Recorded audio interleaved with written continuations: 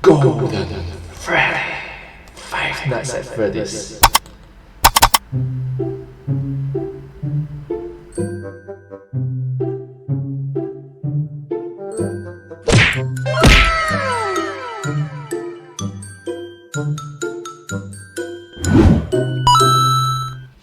Hi everyone, and let's start.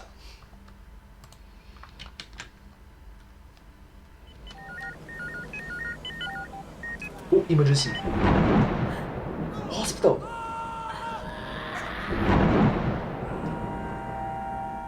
Wow.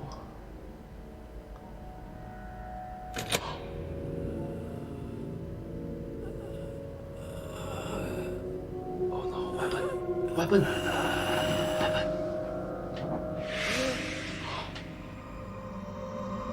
A ghost? Weapon. Hello Internet, welcome to Game Theory.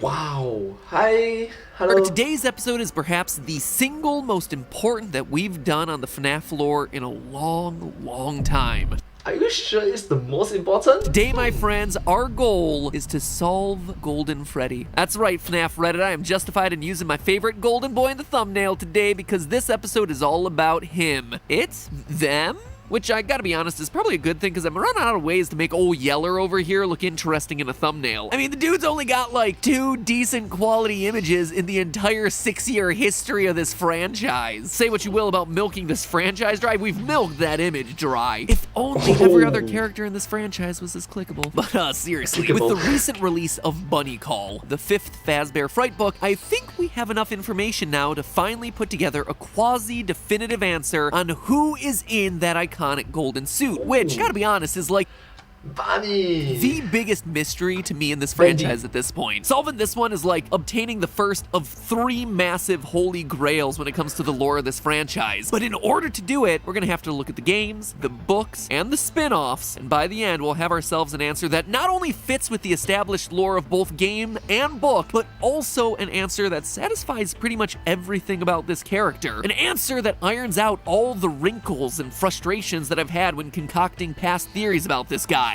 This past theories for years, literally years, literally more than half a decade of theorizing. Oh, and it also just picks a little bit at the scabbed over wound of a past theory, poking it just enough that it might get infected. So, are you ready to have your mind blown? Are you ready to finally have the answer to this mystery that has been 6 years in the making?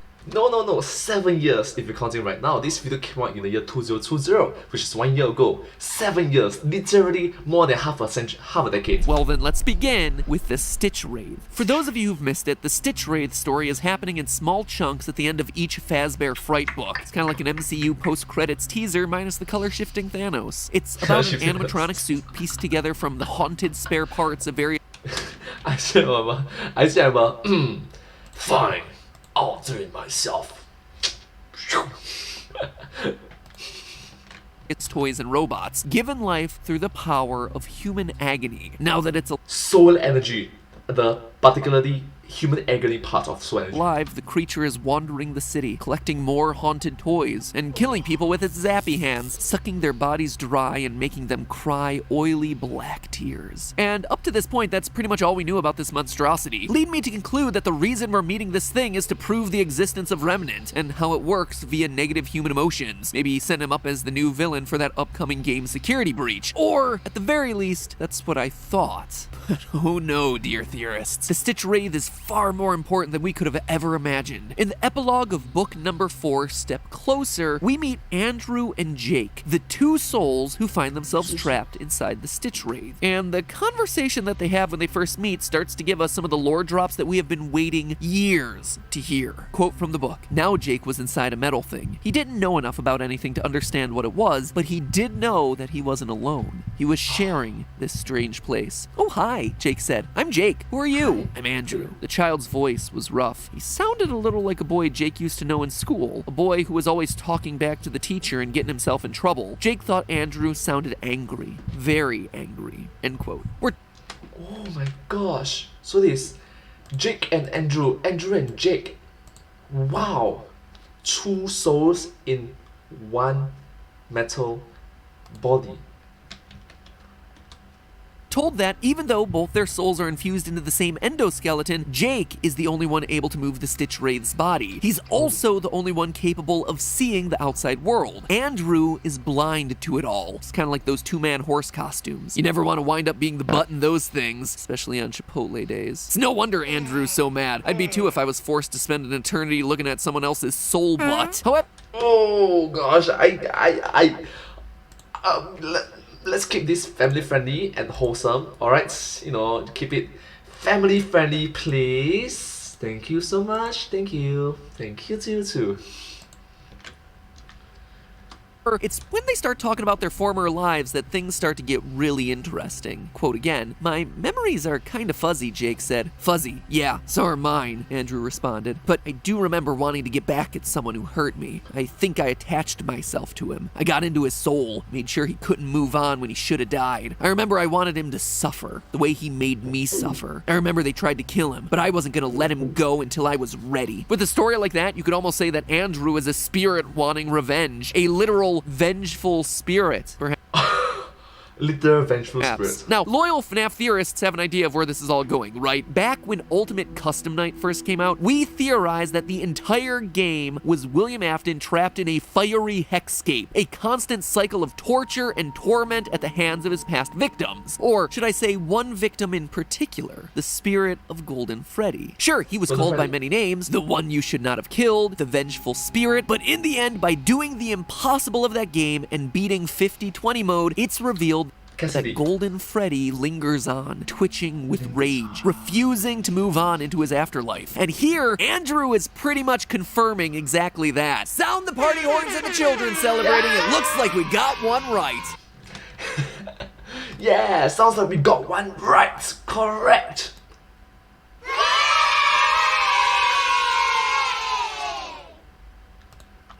Let's continue.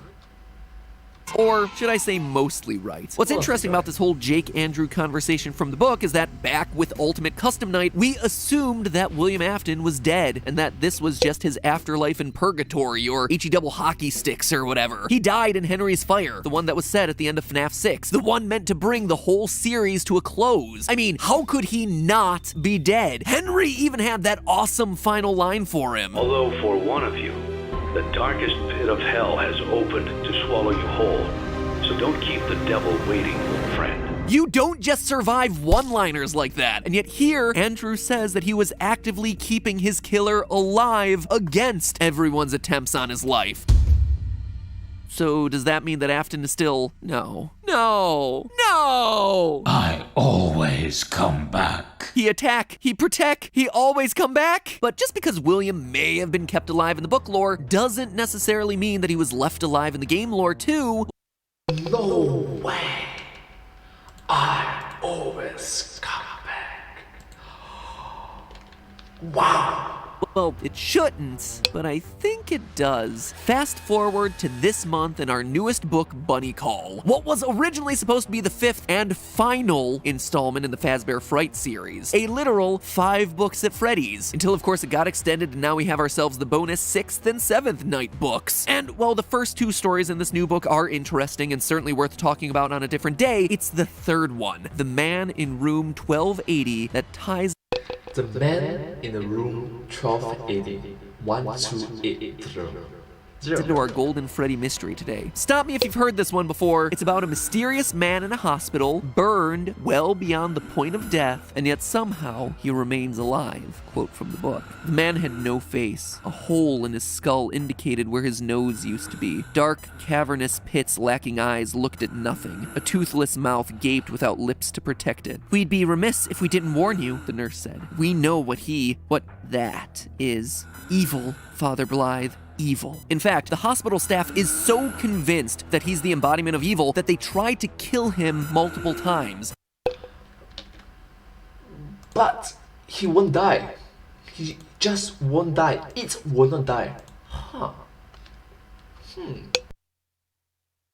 via injections, via smothering, via seances, but nothing will do it. He cannot be killed, but not for the reasons that you would expect. It's not an iron will to live or the remnant that's flowing through his veins that's keeping him alive. It's a ghost. Each attempt on the patient's life is thwarted by the ghost of a boy with curly black hair wearing an alligator mask. Curly black hair with alligator mask. In fact, the two seem to be intertwined with each other. The story informs us about the patient's brain patterns and they're a bit unusual. Quote, according to the hospital's sleep expert, that particular REM pattern indicates nightmares. Horrific nightmares.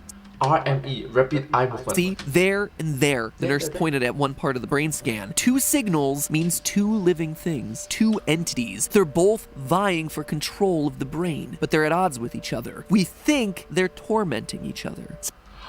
Wow! No, is it tormenting each other or just one or tormenting the other? Sounds a bit like Andrew, right? Andrew attached himself to the man who killed him and refuses to let him die so he can torment him, which is the exact relationship between the vengeful spirit and William Afton in the games. And if there was any doubt about who this mysterious man in the hospital is, the patient wants to go to a Fazbear distribution center, and we're told that the Stitch Wraith mystery is somehow tied to a mysterious fire involving Freddys and the former owners of the business. Mysterious fires, the founders of the Fazbear Entertainment. Every which way to Sunday, this is our William Afton stand-in for these books. Andrew is our vengeful spirit stand-in, and it feels like the book is trying to tell us that Custom Night wasn't purgatory or heck, it was Afton's living nightmare as he was laying in a hospital bed recovering. William Afton may still be alive, or maybe he was alive and then he eventually explodes. Yeah, the story ends with William's carcass being wheeled out to the Fazbear distribution center, and then it literally blows up like a bomb. It is just as gross and gory and disgusting as you would expect it to be. Maybe it's a good thing that these books don't have pictures. My personal guess is that this is what releases the angry spirit of Andrew into lots of other toys like Fetch and Plushtrap, and it may also be how Afton's soul gets itself into a computer chip that eventually gives life to Glitchtrap. Okay, this has been a lot about Afton, and I promised that this would be a mega theory about Golden Freddy. So how does it all connect together? Well, notice how I described Andrew's ghost, a boy with curly black hair and an alligator mask. It's the same hair as the mysterious dead body found inside Golden Freddy's suit back in Fazbear Frights #3. Quote from that book, down low, past his arm, Devin could see a body, a dead body, but it wasn't exactly like he thought he'd find. This one had curly black hair. The lore of this series very specific, is like curly black hair. It's curly black hair, not some other hairs, not some other colors. Not some other styles. Series doesn't tend to give us a lot, but one thing it tends to keep relatively consistent is hair. So knowing that Andrew is an angry spirit with curly black hair, and that Golden Freddy has a body inside of it with curly black hair, Andrew is pretty clearly our Golden Freddy kid, which makes things related to Andrew roughly related to Cassidy back in the games. Want even more of a connection between the two of them? The name Cassidy is derived from an Irish surname meaning clever or curly-haired. Actually, owe that little factoid to Redditor Shrek the First. It's a good find on that one. I actually would have never thought to look into the name Cassidy. So even though Andrew may not be named Cassidy in the books, he is still representing the origin of the name through his hair. Now, wow, that is some deep dots lore. here is why all of this matters. Follow me on this. Both Andrew in the books and Cassidy in the games are missing children's incident victims, stuffed inside of suits and angry enough to keep their killer in a purgatory state so he can be tortured. Seems like a pretty slam dunk connection there. We know that up to this point, the books have been hinting at the fact that Golden Freddy may have more than one soul inside of him. And in these stories, we see Andrew actively upset that he has to share an endoskeleton with another dead kid. So is it possible that in the games, Golden Freddy is possessed by both Cassidy and the Bite of 83 victim, Vengeful Spirit and the Crying Child, just like Andrew sharing a body with Jake in the books. After all, we know via clues in the text, as well as book number 6's description, that his endoskeleton mate Jake is a nice kid who died tragically in a hospital. We know that the Crying Child is also a nice kid who dies tragically in a hospital, even though he got bitten before, but you know. Now, admittedly, that alone is a weak sauce connection, I admit it. What's not weak sauce, though, though, is that evidence is actually out there to prove that two spirits are in Golden Freddy. So last month we proved that Foxy Bro is definitely Michael Afton. It is a huge confirmation from the series, but that came with a set of problems, specifically in the form of the security logbook. The problem is that the spirit Cassidy in the book seems to be talking to Mike about things that only apply to the Bite of 83 victim, saying things like, "The party was for you," and talking about his plastic purple telephone. It doesn't make sense if Cassidy is talking to Michael Afton. But what if Cassidy isn't talking to Mike? What if Cassidy is having a conversation with someone else, with a second spirit? The logbook doesn't just have one person in it, it has two. This was brought to my attention by a comment on YouTube from Inky Ink, who says it's not useful reading the YouTube comments, right? Quote, "I direct you now." YouTube comments! It's fun. It's a challenge. It's an exploration. To pages 89 and 109, where we see a spirit replying to Fated's questions through altering the text existing in the book. Therefore, we know that Fated is not talking to Mike, but talking to Mike's brother, who is also in the logbook. Thank you for coming to my TED Talk. I gotta say, that is the best TED Talk I've ever seen. Definitely beats the one about how to dry your hands using a single paper towel. 1, 2, 3, 4, 5, 6, 7, 8, 9, 10, 11, 12. And Inky Ink isn't wrong here either. I went back to double check. One of the things the Fated text says is that the party was for you, and right there on page 89 is the answer: it was for me. A statement and an acknowledgement of that statement. A conversation. Two spirits, one book. Two spirits, one animatronic. For years, I have been frustrated by the fact that the crying child, the bite victim of 83, would have made the most sense to pass into the Golden Freddy body, but it never lined up with the fact that 5 kids died during the missing children's incident, and that one of them would have had to have gone on to possess Golden Freddy. But now we have a solution to both of those things. Golden Freddy can still have the bite victim in him, one that says "it's me" when he sees his brother working as a security guard. But it can also have a second spirit in him, one who died in this horrific missing children's incident murder, and one who continues to torment Afton long after he's passed on. And the logbook isn't done. Sure, on those pages we see the responses of "it was for me" and "I'm scared," but we also see the responses of "I can hear sounds" and "I can't see."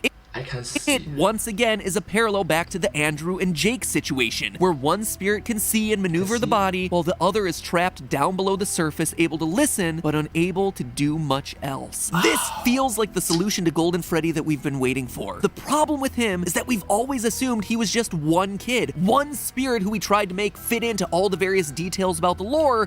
But it was not one, it was one made out of two. It was two. It never quite worked, and that's because it would never work. In reality, you always needed two entities. One, sensitive and kind, a younger brother looking for peace, and one, the victim of a brutal murder, violently eager for revenge. And here's the real twist, my friends, that might not be all. There's one last small detail in the Stitch Wraith's story that we have to keep an eye on. We learn in that story that Jake and Andrew aren't intentionally murdering people, that when they reach out to touch someone, they accidentally zap them. Jake assumes it's Andrew doing it, but he's wrong. Final quote from the book. I just want to scare people, okay? The zap is killing them. Well, that wasn't what I wanted. So if what you're doing isn't doing what you want, maybe it's doing something someone else wants. Maybe something else is here with us. You were a hitchhiker on the man who killed you. Why can't someone else hitchhike with us? So it looks like there might be more souls involved when it comes to Golden Freddy, but that's a story for another day. And with that, my friends, it's the last book until next year. There's definitely a few stories I haven't talked about that merit another video or two, but for now, Fazbear Frights and all its numerous lore reveals have come to an end, which I gotta say I'm kinda sad about. These have been a great way to engage with the mysteries of the franchise with the slow drip coming out over the course of this year, like a book every other month. It's been a really cool release strategy. And honestly, some of these stories are the creepiest things produced by this franchise in a long time. Anyway, I guess the only thing left at this point is crossing our fingers for that new game to come out soon? Now? Alright, Scott, don't you release another game on us or anything. No? Oh, that used to work. Oh well, probably better to wait anyway. Halloween is just around the corner, and there's not a whole lot of other ways we're gonna be able to celebrate it this year. But hey, The current global pandemic. if you haven't checked out these books yet, but are a fan of the series, then check them out using our sponsor for today's episode, Audible. It's one thing to read these stories, it's another thing to hear these stories. I gotta say, nothing is better than hearing a scary story told aloud, and Audible has great recordings of all 5 of the Fazbear Frights books, not just fully narrated, but also full of sound effects that really enhance the story. It really gets you into that cool, frightened mood, especially when you listen alone in the dark at night. But okay, you already know Audible Audible is the leading provider of audiobooks, and I'm sure you're familiar with how Audible members get a credit to pick a new title every month, plus 2 Audible originals from a monthly selection. But did you know that Audible is currently giving back to the world in a big way? I actually really love this new initiative of theirs, and I'm really glad that they're letting me talk about it here. Basically, Audible recognizes that we're kind of in a time of crisis, guys, because of the pandemic, school schedules being all over the map, parents looking for new ways to entertain and educate their kids. And this thing is still occurring in the year 2021. All of us just being a little bit too sick of our screens. So Audible launched a whole new site called stories.audible.com, where you can stream hundreds of their titles for free. 0 signups, 0 membership requirements, 0 strings attached. It is awesome. It is just a website that you go to and you listen. It's phenomenal. There's also a little bit of everything in there too, for all ages and languages, ranging from classics like Frankenstein and Winnie the Pooh. Ollie and I actually just started listening to the Pooh series, and he's really excited about it. And I gotta be honest, I love Pooh. He's one of my favorite fictional characters ever. And so it's really fun to just, relax and listen to Pooh read aloud with your son. So if you've never experienced how relaxing listening to an audiobook can be, or you're just looking to experience some well-loved classics in a new way, stories.audible.com is a great free place to start. Or, like I said, if you want to listen your way through the FNAF series, become a member of Audible. And if you do, be sure to use my code audible.com/MATPAT. It's the first line of this video's description. You can just tell them that MATPAT sent you. Or, if it's easier, you can just text MATPAT, M-A-T-P-A-T, to the number 500-500 on your cell phone, because apparently that's a thing that people are willing to do enough that Audible wants me to remind you that that is a way that you can use it. Did I also mention that they have guided sleep programs for members too? Probably good to mention that one. Let's just say they'll be useful after you listen to all those scary stories. Again, that's audible.com/MATPAT, first line of the description, or texting the word MATPAT to 500-500. And remember, it's all just a theory. A game theory. Thanks for watching. Thank you so much for watching this video. If you do like this video, please consider to like, share, subscribe to my channel, and comment down below on my videos. Yeah. And thank you so much. If you don't forget to follow my channel as well. Thank you so much, and I hope to see you in my next video. Bye! But hey, that's just a theory. A game theory. Thanks for watching. Thank you.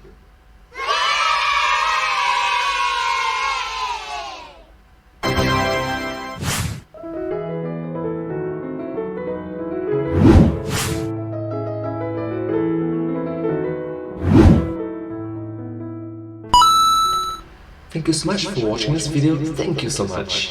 If you do like this video, please consider to watch more of their videos from the YouTube channel The Game Theorists. Their videos are very entertaining and enjoyable to watch. It's just very fun, and for me personally, I'm a huge fan of their work. And yeah, sincerely appreciate it. You coming over, do remember to subscribe, and I'll see you in my next video. Yeah. Thank you. Bye bye.